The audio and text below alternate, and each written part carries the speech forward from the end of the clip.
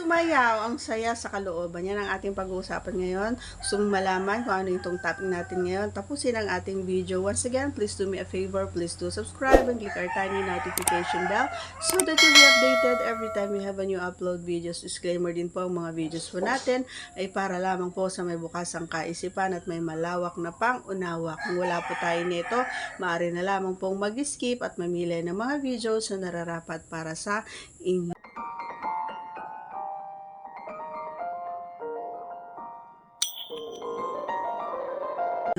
Alright, so ano nga ba yung binabanggit natin to? Sabay. Lalong-lalo na alam niyo mga idol, especially kapag ako yung nasa taas, talagang gustong-gusto ko na sumasabay din siya habang ako ay kumakads. Yan! Ganon. Talagang gustong-gusto. Habang ako ay nagsasayaw dun sa taas na gusto ko. Ang ingay. Grabe naman yarn. Sikat yarn. Ayan. Ayan. So, gusto ko kapag gumaganon ako, gumaganon din siya. Gusto ko sumasabay. And syempre, wag lang niyang masyadong,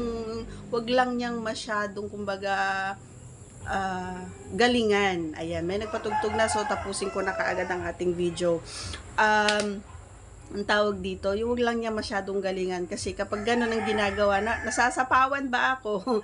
So, nawawalan na ako ng gana, kumbaga. And, especially kapag yung malapit na ako and then sumasabay siya, nakakadagdag sa akin yan para bumilis, kumbaga, yung paglabas ng aking ganon. So, subukan nyo mga idol kapag hindi nyo pa na-experience yung sabay talaga kayo kapag sumasayaw ang inyong kapare. O kahit yung lalaki or yung kapareha natin na siya yung nagtatrabaho. Sabayan natin, girls.